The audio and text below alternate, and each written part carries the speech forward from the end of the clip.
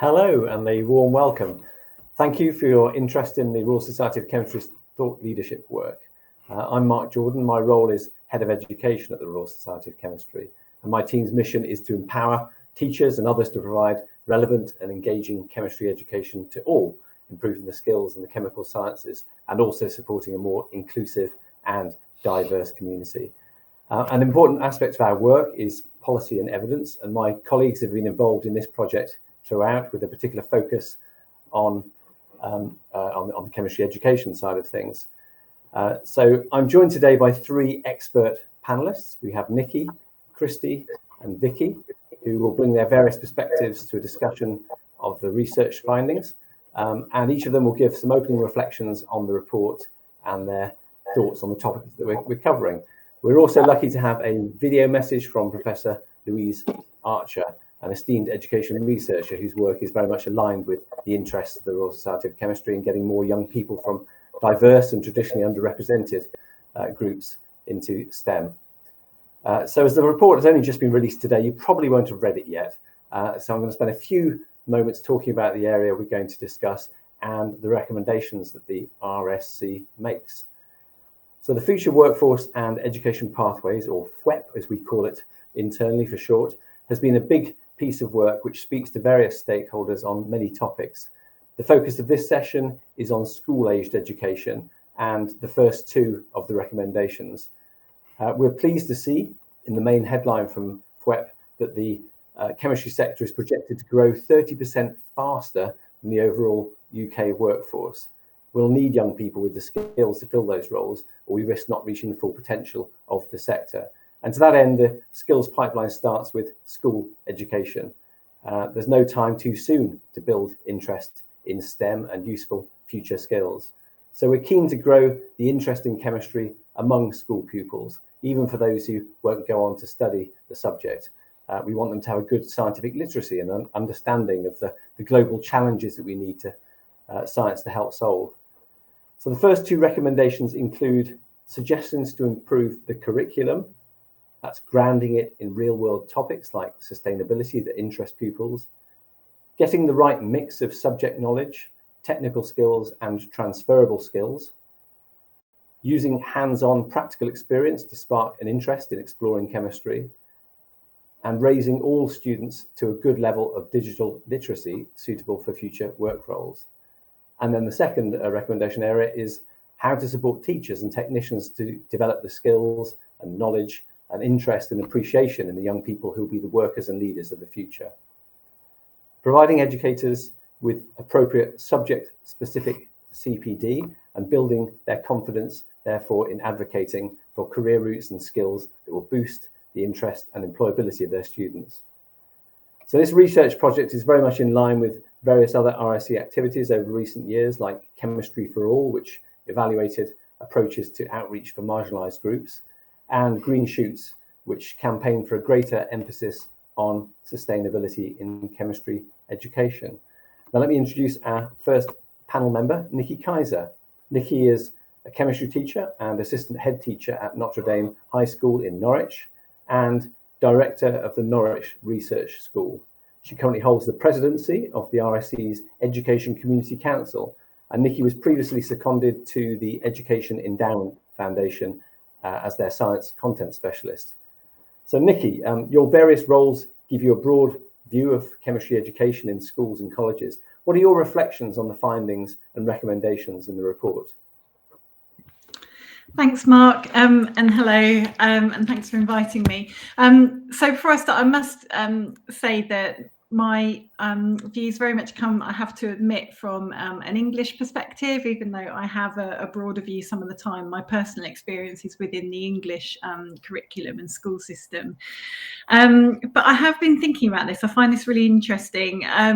We were thinking about kind of what works, what doesn't work to get students interested in chemistry in the first place. And my starting point for all of this is that chemistry is just this amazing subject, right? I mean, it is, we talk about it quite often when I'm talking to prospective A-level students and they say, is chemistry hard? And I say, well, it's very rigorous. There's a lot in there, but that's an amazing thing. There's time for light bulb moments, you know, when you get a concept finally and then it clicks. There's the knowledge that you build that is the foundation for understanding all sorts of things, whether that's kind of large world kind of size scale things, or just those small everyday occurrences. It helps you to understand the world. But also it is a chance for people to get into the lab and do things hands-on. That hands-on practical side is something that's really important. And puzzle solving. I love it when we get to kind of year 13 and you start to solve puzzles like NMR spectra and things like that. It really plays to the side of children's, you know, imagination. So it is a fascinating subject. So that's my starting point. So the subject isn't the thing, you know, the hurdle here. What I think, so let's put it a positive way, what I think can be what gets children loving chemistry, it is their teacher, and it is that interaction and that relationship that they have all the time, and that comes not just from you know, having a good relationship with your teacher and so on, but that teacher having a love for the subject. And actually, you know, some days on a Tuesday afternoon, I don't particularly love any subject. So even if it's not there, it's having that kind of knowledge there, and being able to draw on that, being able to convey how you make links to the world around you. So brilliant, you know, if you have that bubbling out of you already. But I think that's where what comes through in this report quite a lot is CPD. You know, there are some teachers that come from really solid chemistry backgrounds that have worked in industry or academia or so on, and some haven't, and that's, you know, either is fine. It's easier if you have that to call on sometimes, but there are other ways to get that knowledge and understanding of what is out there, and again, that comes back to CPD. But I think one of the things also that comes through is how we are adapting to our changing world, and thinking about really important topics like sustainability is one that comes through a lot. And I find this one a really interesting one, because honestly, anecdotally, and it'd be interesting to see if the others agree, if you talk to people about some of these subjects in the curriculum that really have sustainability at the heart, there is a bit of a groan sometimes from teachers. One of those is like life cycle assessments, for example. That really cuts to the heart of what we mean by sustainability, and yet honestly, it can be quite an unpopular subject to teach. Material science, again, I find is really important to understand on a basic level why we're reusing, not recycling, why some materials can be real kind of labour-saving and life-saving devices, and yet sometimes they're not the most loved aspects of the curriculum, but they are so important. And I wonder if partly that's, you know, my background is environmental science, and so therefore I guess I'm switched on to that anyway. But I do think as well, I started off teaching chemistry in the 21st century science curriculum, and although I wouldn't advocate actually to go back to that completely, there are limitations with every curriculum, right? But what was really, for me as a teacher, having that early in my career, having to really learn the background of things and how things link to the real world, and really digging into them in real depth, I think really helped. Sorry, I'm realizing I've got to hurry up a bit, but in terms of then what the curriculum holds, well, actually, I've kind of touched on it there. I thought 21st century science was fabulous. That was a GCSE curriculum. But I think fundamentally, we have to be good scientists. If you're talking about sustainability, you have to understand why that's important, how it works, why we make the decisions we do. So we can't get away from having to have a really strong scientific background, chemistry background. And I think we have to remember that does start in primary. And you know, sometimes with my secondary hat on, I can focus on GCSE, I can focus on A level and so on, but we really need to get that there from the start. And again, that goes back to CPD again. If you're a primary school teacher that is teaching across the curriculum, you have to have the confidence and knowledge to be able to talk about these things from the start. Curriculum, we've talked about how this plays in, sustainability, skills is a really important aspect that comes through. And I think that is something that we have to think about. It doesn't just talk about practical skills, it talks about other things like digital literacy and so on. But do you know what? There is a big bonus for doing practical work, having those lab-based skills, even from the point of view of, you know, when I left school, I could go directly into a lab job. It's one of those things that's available to you. When I went to university, I already had some skills.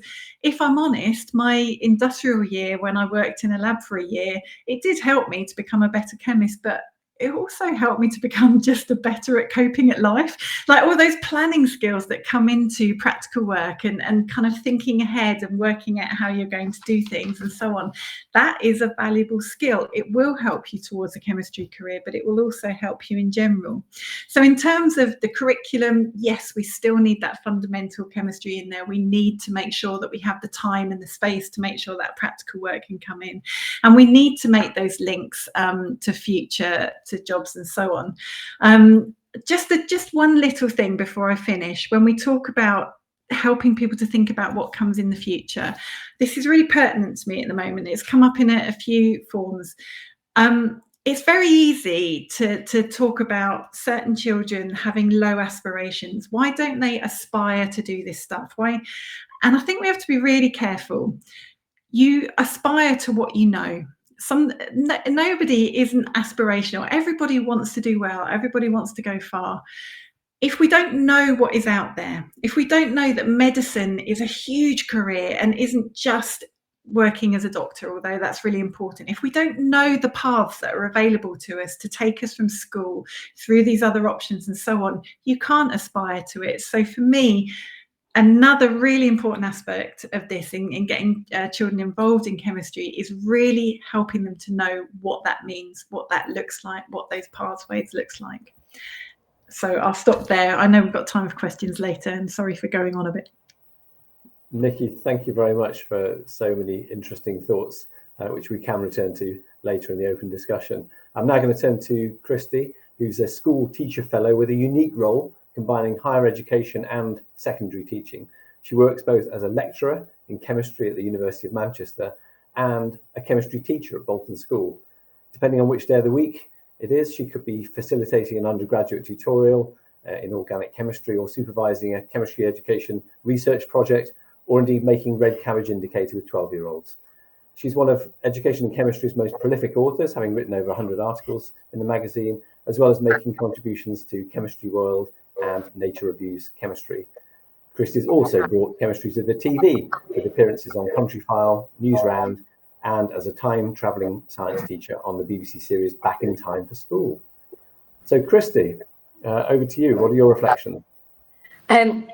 So as Marcus said, I sit firmly in the transition between school and higher education.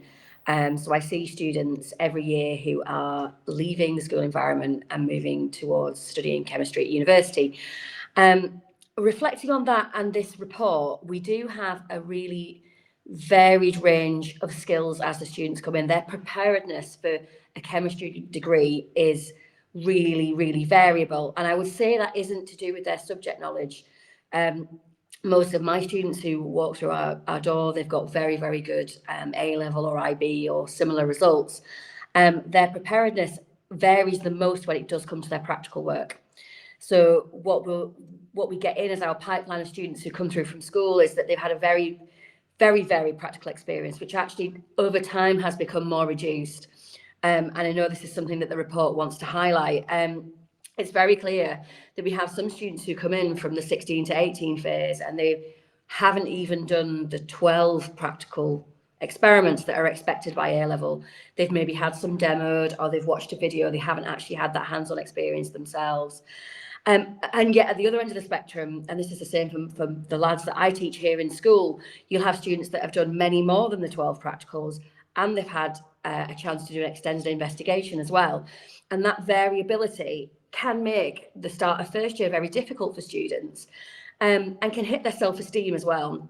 What we want is for students to go into university excited and prepared and feel success in those early months of a degree. And when you spend quite a lot of time in labs as a first year, it can be a real confidence knock to feel that you don't really know what you're doing. You're less familiar with the equipment than other people around you. What we also see variability in is their kind of study skills. So lots of our students come in and they're very, very focused on the correct answer.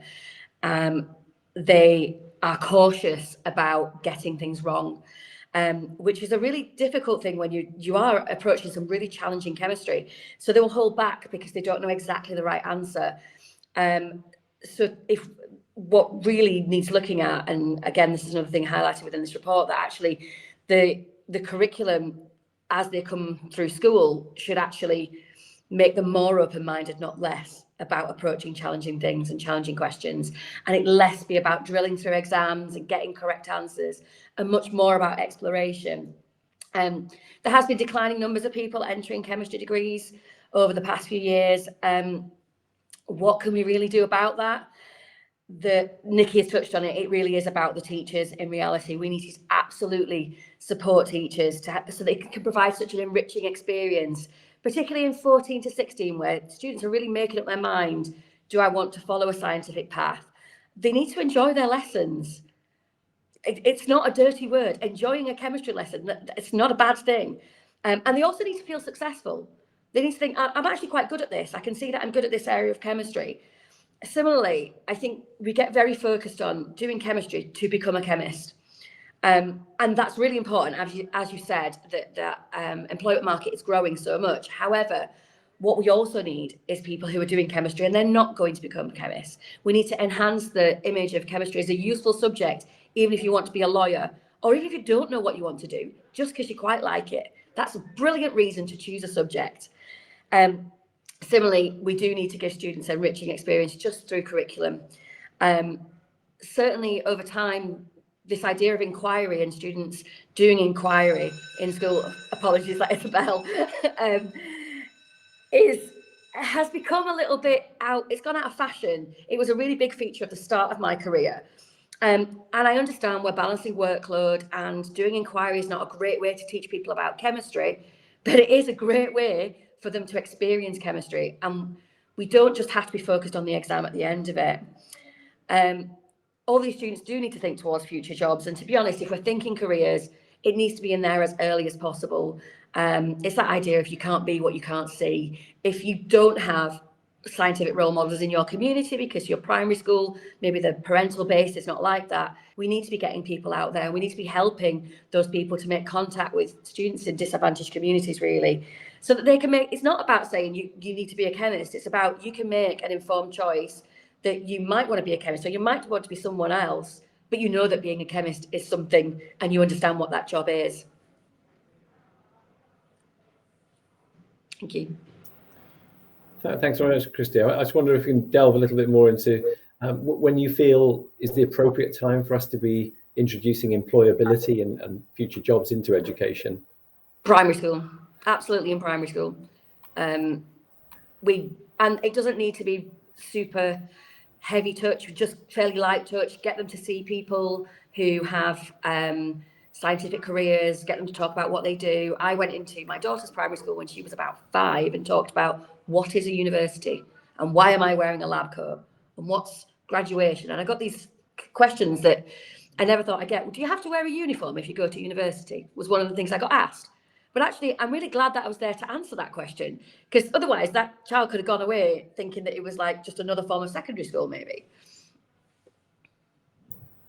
Great. Well, thank you very much indeed, Kristy. Really appreciate your insights on that. So we'll move on to our third panelist, which is Vicky, who's a senior science technician at Kilsyth Academy in North Lanarkshire. And Vicky has over 30 years of experience in technician roles from the University of Glasgow Chemistry Department and schools in Scotland. She's the technician representative on the committee of RSC's Education Community Scotland.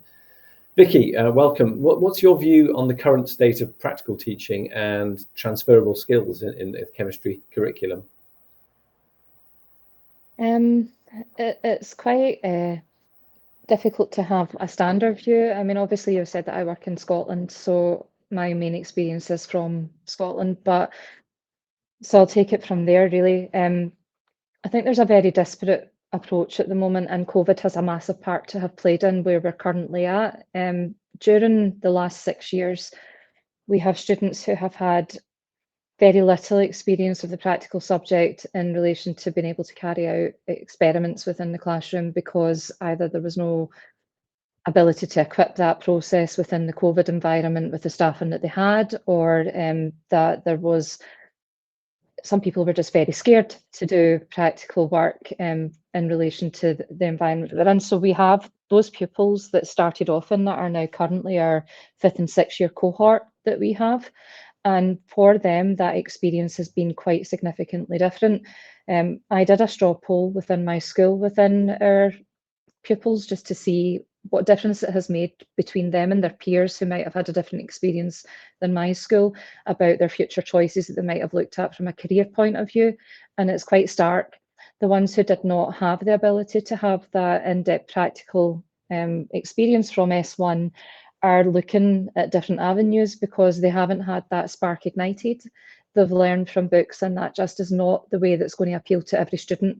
You're going to have some students where that's right up their street, and then the other ones who are future technicians like myself, who would have really benefited from having the hands-on approach, have not had that experience, or perhaps ruled it out as a future career for them. And the transferable skills that come in through the chemistry curriculum have already been talked about by Nikki and Kristy. You know, there are a huge amount of learning processes that you go through when you do a science subject.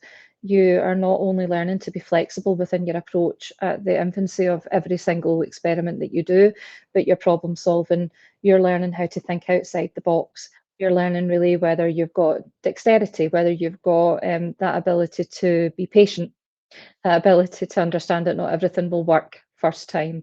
That, you know, it's chemistry's fantastic, but I mean, we've all been in a room where we've struggled with an experiment and then a light bulb moment has come on. You thought, oh God, I was being really thick there.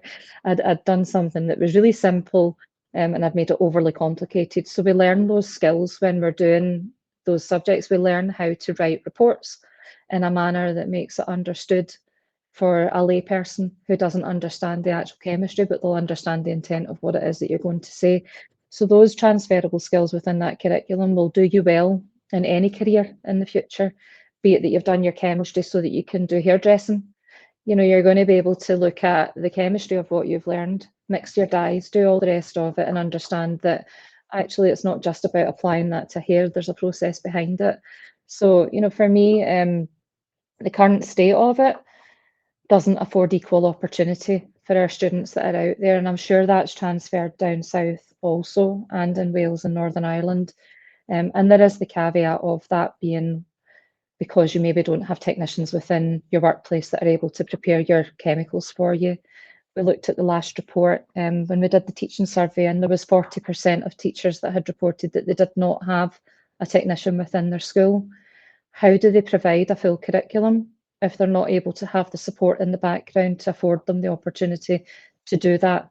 They still have lessons to develop. They can't do it all, and nor should they be expected to, but a good technician in the background will do a lot of that work that enables you to then teach that lesson with the tools that you've got there already provided. So I think really that feeds in hugely, and it also gives that inequality of opportunity for our pupils, which I think the report absolutely states we need to be level in the playing field. We've got future chemists out there that we will never see because they just don't have the opportunity to explore and understand practical aspects of the curriculum. You know, it could ignite a passion in somebody that we're missing out on. Great, thank you very much, Vicky. Our last introduction is a short video piece from Professor Louise Archer. Louise is the Carl Mannheim Professor of Sociology of Education at the UCL Faculty of Education and co-chair of the Centre for Sociology and Education and Equity, as well as a Fellow of the British Academy and the Academy of Social Sciences. She's director of the Aspire study, which is an ESRC-funded 14-year research project, which has examined what shapes the trajectories of young people from age 10 to 22. And very recently, she was awarded an OBE in the most recent New Year's honours.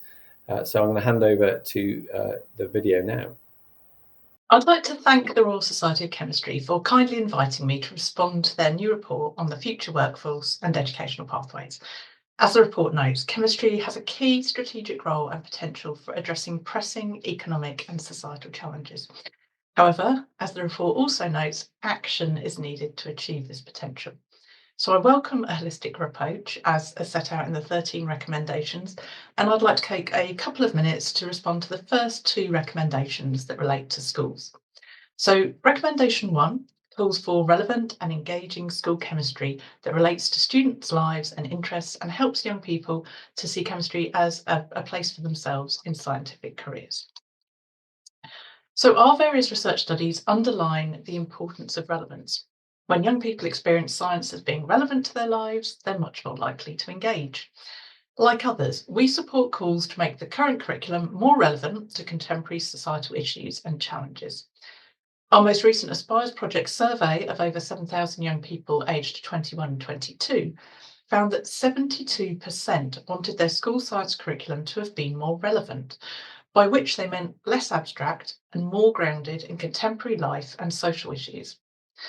Worryingly, a third of respondents felt that school science had not provided them with any useful knowledge or skills for the workplace at all.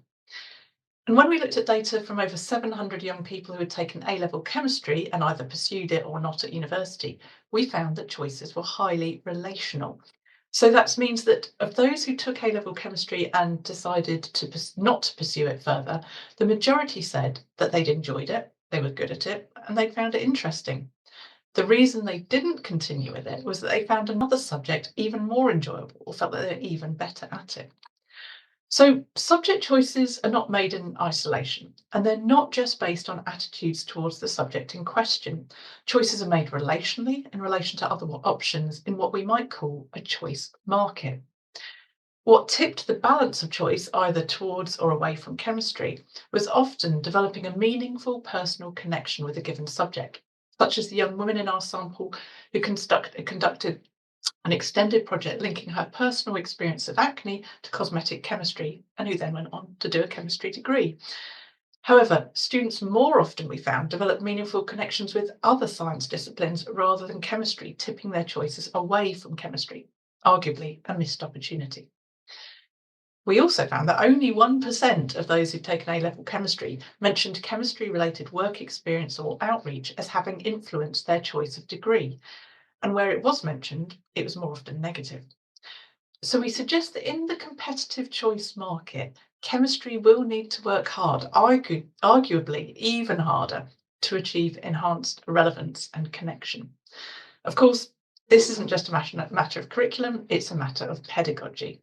And as our extensive research and development work on the science capital teaching approach underlines, what matters isn't just contextualising science, but personalising it and localising it to the specific young people in each classroom. So this links to the second recommendation, which calls for more funded, high-quality, subject-specific CPD, specifically to help teachers to link the chemistry curriculum to careers in chemistry. So our research underlines the value and the importance of providing teachers with the time and the resource to undertake high-quality professional development. So I really welcome the emphasis on this in the report. However, I would like to add that it's not only content knowledge-based CPD that's needed. We urgently need professional development on equitable and inclusive teaching approaches that can really support teachers to make content relevant for all students, both generally and specifically in relation to careers. This requires meaningful CPD that's grounded in equity and critical professional reflection, not just rapid script-based approaches. And the goal is not only to link chemistry content to chemistry careers, but to convey the value of chemistry learning for any career and for active citizenship. Chemistry education should not just be about the chemistry pipeline. While I understand the report's focus on the chemistry workforce, I think it's really critically important to balance this with a wider valuing of chemistry for life and active citizenship. So in sum, I really welcome the report. I'm sure it's going to be useful and insightful for the sector, and I look forward to hearing more about how the RSC is going to be using it to drive forward positive change. Thank you.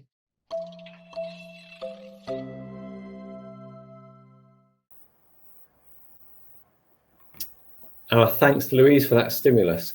We'll now have a discussion on the key topics within this section of the Future Workforce and Educational Pathways project, and hopefully get some agreement on the messages that everyone should be taking away from the event today. Now, we've got some prepared questions for discussion, but do please use the comments on LinkedIn to add your own, and we'll put a selection of those to the panel. So let's kick off with actions. What actions do we think that the government should be taking to improve STEM education and guarantee the skills pipeline? And perhaps think about that in terms of firstly the short term, and then by the next election. So I'm going to pass it over to Nikki first. Oh, give me the easy one to start with. I mean, I think we have to go back to the report and the value that is available from the chemistry workforce, because I think there are some changes that are going to be expensive, and some that are going to be just more kind of fundamental. I think it does come back to a curriculum, and for me, and I know we have recently had a curriculum review by the government, which I think is really positive. And again, anecdotally from what I was reading, a lot of people talking about having more space in the curriculum to do the things that we've talked about, exploring those practical skills, making those links to the real world, really having time to understand chemistry and love it. I mean, my biggest bugbear that I have said over and over again is that if there are children that follow the single science route, what used to be called triple science, often in school, that means that you're accelerated through the curriculum, which means that you get less time to do exploration outside of the content. And these are often not the only children that we're trying to capture, but that we're losing, I think, the imagination of some of those children there. I really do think that we need more opportunities for things like apprenticeships, and also better funding for universities. I think that if we are cutting people off before they've even started because they don't have that buffer, they don't have the confidence to take that financial risk to go to university, we're losing some of the potentially the brightest members of our future workforce. We have to make sure that these paths are available to everybody, regardless of those. So, curriculum, yes, bit of space, bit of time to explore, and then I think more solid pathways that are inclusive and available to everybody. Thank you very much, Nikki. I wonder whether, Vicky, you could give a Scottish perspective on that one. Yeah, so as Nikki said, you've had the curriculum review down south. We're currently in the curriculum review phase in Scotland at the moment as well.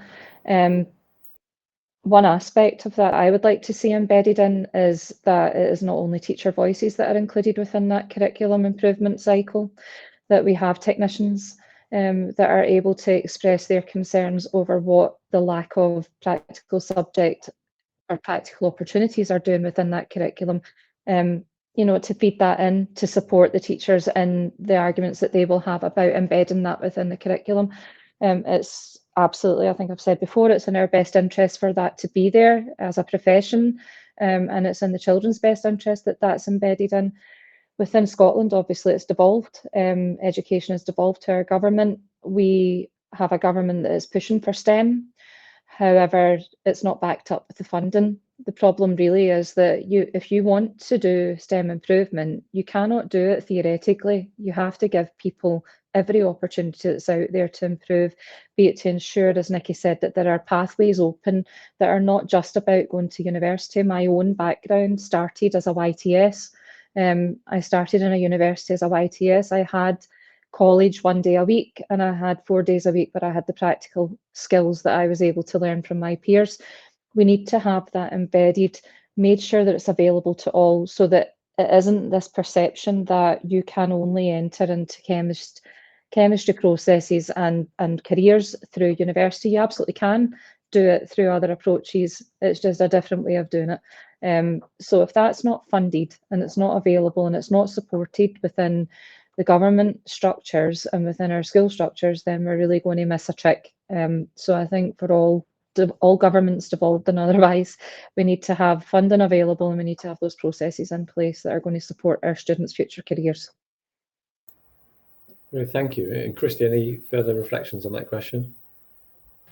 I think Nikki's right in saying that most of the calls in terms of any potential changes are about the curriculum being very overstuffed with content. I would say, though, it's not just about the curriculum. We have a tendency to reduce curriculum to content.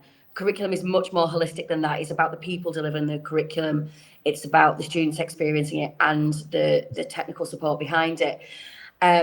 My biggest worry is if space is created in the curriculum, what we have is a generation of teachers whose own experience was a race through a course and content. And you are always in danger of replicating the experience you had yourself with your own students. So there is a lot of work to be done to help teachers to better understand a holistic view of curriculum that isn't just about running through content as quickly as possible. Because if space is created in the curriculum, but all that is taken up with is doing more and more past paper questions, that doesn't create more chemists. Well, it might get better results, they might get higher marks, but they might ultimately decide, I don't want to do this because actually it's not personally satisfying. I'm not enjoying what I'm doing. So we really do need to spend that time with teachers, with senior leaders who understand that students doing an investigation for 3 lessons is still valuable, even if, as far as they perceive it to be, those students have not made progress with content. We really do need to stop thinking about curriculum in terms of content, but that is what it's reduced to. And if you ever say, oh, we're having a curriculum review, that's what people will think about. They'll think about topics and sequencing and things like that. And it's about so much more. It's even about enrichment and outreach and access to those opportunities outside of the classroom, science clubs, all these things that make for a really nice science experience at school, nice chemistry experience at school. So yeah, I think that would be my biggest issue on this. And short term, what can we do? Actually, not very much. There's probably too much to do it short term. The best thing they can do is really listen to everybody in the chemistry education community so that they can make the best possible changes in the long term. Thank you very much. And that's a very nice segue into a follow-up question, which is really around what those in the education profession can usefully use and take forward as well from the report. So I wonder whether we can start with Vicky on that question. So I suppose within the chemistry profession, what I would hope that people would take on board from the report is that obviously we've got skills gaps here. We've got ageing professions that are, especially within the technician workforce. You know, I'm 52, it's like 15 years now to go before I'm eligible for retirement. There is no succession planning that has happened prior to that is meaningful, really, within most of the profession. And the worry really is that if we don't take heed for what the report is saying, that we're going to lose the opportunity to have support in place, technicians of the future, people who are going into those chemistry subjects to go into all other aspects. I mean, it's future careers. We don't have one career for people nowadays. You know, the young population that are coming up are expected to have 3 and 4 careers in their lifetime. So any skills that they get within the first experience of doing chemistry, they're going to pull with them into future careers that are there. But if we don't support it and we don't have the succession planning in place that we've already so struggling for at the moment, then we're really going to not be able to equip them for future careers as it comes. So really that report for me is a warning bell. It really is an alarm that is being raised right now to say, here's where we're at. We've been in this situation for a very long time. We've been banging on the drum. We've been telling you, but it doesn't seem to be getting through. This is your opportunity to make the difference. You know, we've got a new government in place that are hopefully got their ears open and listening to what's being said, and that they will listen to the voices of experts in the field, the boots on the ground that are telling you, look, we're not making it up. It's not about securing my job for today. It's about securing those jobs for the future and ensuring that we have everybody with the best possibility to do the best work that they possibly can for all of our futures. So for me, the report, that's the big kicker for me. It's if we're not listening to the succession plan and not being there, the ageing population, then, you know, we're really going to miss a big trick and we're going to suffer for it. We ultimately will. Thank you very much. And if I may step back briefly in my role as chair and just make an observation around that, there are once in a generation opportunities at the moment to make reform around the curriculum, and we really do need to make the most of those opportunities. Those on the call have an opportunity to make their voices known through MPs and various channels as well. And of course, we work in association with a number of organisations through, for example, the Science Education Policy Alliance, in order to try and advocate for changes across the nations. I'm going to hand over for any additional comments around what the members of the teaching and technician profession might usefully take from the report, to Kristy next. I think, thinking from the perspective of people working in chemistry education and in technical work, what they can take from the report is that, or what they should take from the report, is that actually there is a great deal of support for the things that they say all the time in their own communities. I think they will often, these are conversations that people are having in staff rooms and on the school run and things. And often you think that it's just you in your community. What the report shows is that actually the issues that people are seeing are being observed everywhere, and that the RSC is giving a voice to that and is able to put that out to people who should be listening. We have got a change of government. They are hopefully listening. They say they're listening and putting out a call for evidence at the moment.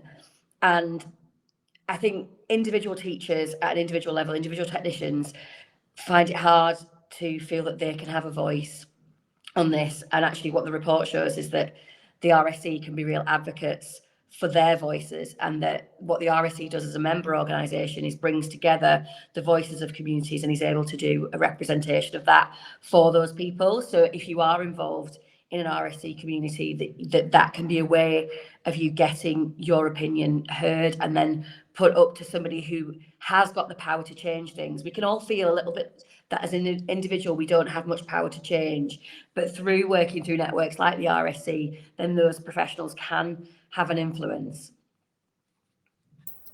Great, thank you very much. We've had some questions coming through. Quite a few of them have related to AI, and I wonder if I can ask a question to the group around this, whether it's on your own experiences or those of your colleagues who have engaged with it. But is AI a labour-saving tool for teachers? And in your own experiences, do you personally use it either in preparation or in lessons with pupils? So I'll hand that over to Nikki. I mean, yes, I think it is a labour-saving device. I'm a real novice, but I think it's only a labour-saving device if you are already an expert in what you're talking about, because it can be a very dangerous device in the wrong hands. It's been really interesting for me, excuse me, recently. I've finally had to live through, as a parent, all the things I've been banging on about for years, as my eldest son is in year 11. So he's currently revising for GCSEs and he's gone through mocks. And so one of the things I did at the end of each day, if he said he'd been revising for something, was to ask ChatGPT basically to generate 20 questions on a topic. But I was very, very specific about it. I would say, this is the exam board, this is the topic I'm talking about, please look at examiners' comments from these years and kind of draw from them. I knew the prompts to put in. And then as a chemistry teacher, I could look at the questions and check that they were correct before I gave them to him. They weren't always, like, just really random things were wrong sometimes. And it really brought it home to me how imperfect it is. But did it save time? Yes, it did. It was a great way to start. I just crossed that question out, and then he still had 19 others he could look at. I have also used it just to say, can you generate 10 retrieval questions on this topic? And again, it's a starting point. It can be a bit more random than I might have been. So yeah, it can be really useful, and of course it saves time if it can come up with things. But I would be very wary of using it in other circumstances in an area where I wasn't an expert, and I would never use it without checking. And that's literally my limit, other than things like, you know, obviously I've used it in things like self-marking questions or things like that. Again, never perfect, but yes, it saves on marking time at the time. So there are some things I'm quite enthusiastic about, but cautiously at the moment.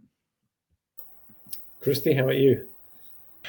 I think there are a lot of educational packages now that are using AI. So although you might think I'm not using AI, you might be using AI. So for example, if you've got one of these question bank type homework things where kids do their homework and then it picks questions that are supposedly a weakness, you are still using AI in that case. I remember we had this specifically when I did the time traveling teacher thing on the TV, where we talked about future schools and how AI was going to do stuff, and had to do this AI lesson. It was a maths lesson. And what was really interesting, that me as a teacher in the room with the AI was supposed to be doing the lesson, what the students did was they still migrated to me as a human being.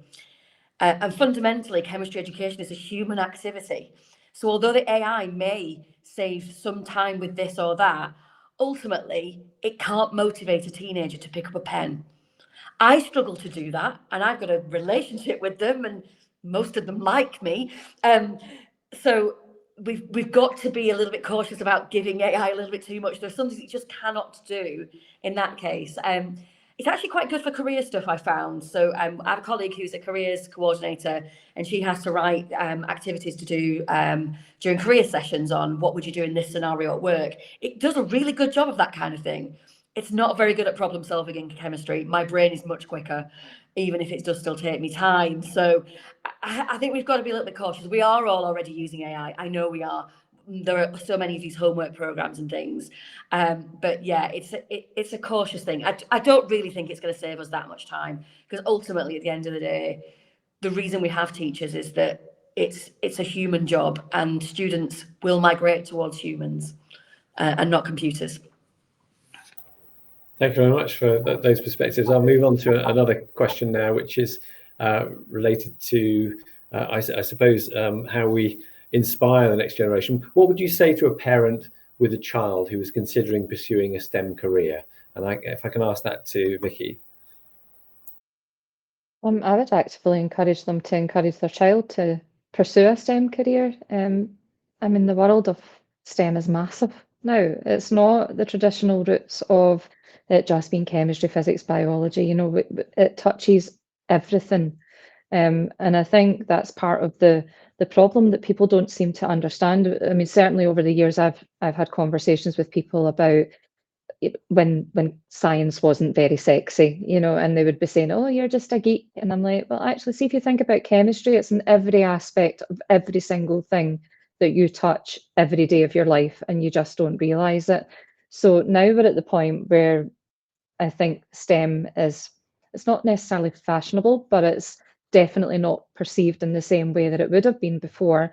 And people are starting to understand what that can mean and what doors it can open for their children to go into that. You know, gaming, for one, is, you know, we've got STEM within that, and they don't even realize it. You know, you get computing science within there. How would that not be something that their children are up in the bedroom, but you're trying to encourage them? Actually, that might be a career for that child. They might absolutely excel in that. So yeah, any parent who was hesitant about it, I would be saying to them, do your research, do a little bit of digging on what it is that you think they're not going to get out of doing a STEM subject, and dispel all those myths. And, you know, get to know a person who's in science. I have no doubt that they will educate you, and you'll understand that actually it's a great career.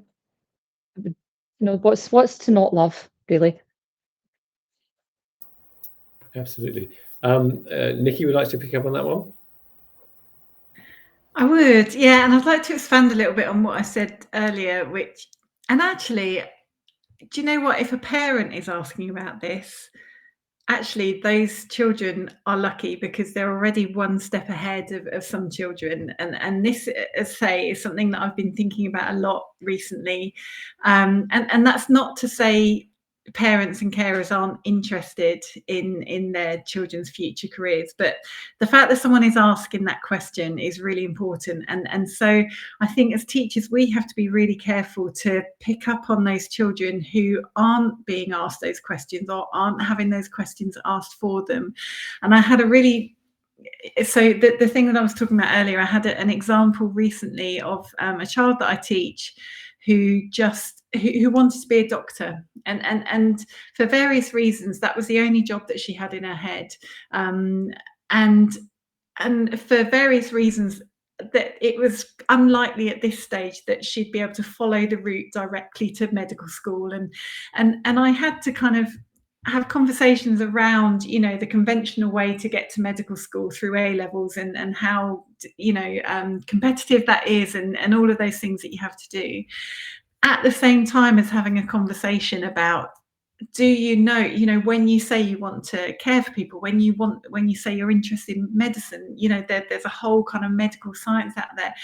For me, if there's something that I want to come from this, it is really helping people to know exactly what options are available to them at various points. And STEM careers offer, as Vicky said, absolutely loads.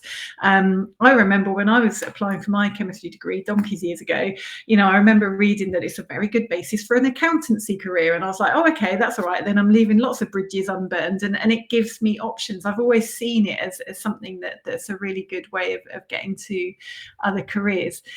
And even those that have already taken that step of doing A-level chemistry, for example, sometimes I will tell them about my background in marine science and the number of careers that are available there for, you know, looking at satellites and hauling machinery around and all of those things that are all related to STEM that they probably never would have even thought about before. So it is about this knowledge is power, and helping people to know what is there. But as Vicky said, I would encourage anyone to follow it. It's a way of really opening out your options.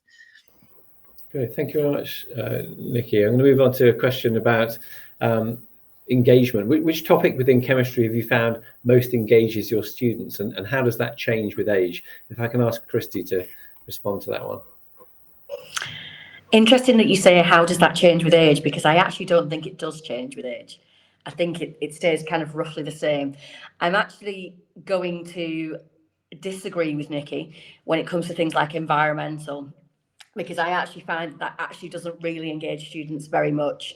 There was an issue with that being there in chemistry, because often the chemistry at the environmental chemistry is too complicated for them to access at their level. So it essentially ends up being reduced to some things I have to learn in order to get some marks on an exam. What is most engaging is anything with a really strong practical focus, where there are questions to answer. So they absolutely love rates of reaction, because there's a million practicals you could do with rates of reaction. There's lots of different things to explore.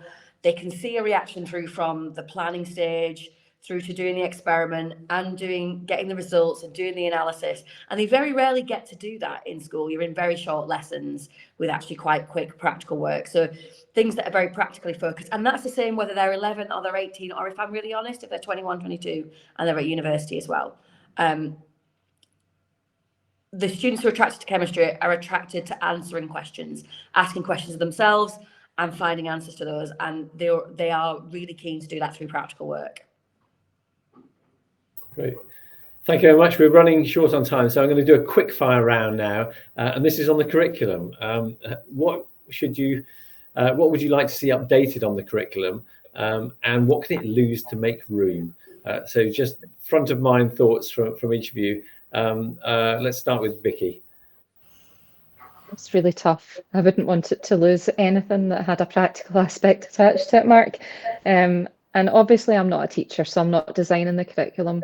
For me, I think there's aspects within it which the children, just as Kirsty and Nikki touch on, find interesting and exciting. And I think the ones where we lose them, which would be better fed back from the teaching staff, the bits where they just get bored and disengaged are the parts where obviously we'd be looking to try and either reinvent the wheel on that one, you know, engage them better. Is it that there isn't something of a practical nature there to add in to embed their knowledge? Is it that that's what's missing?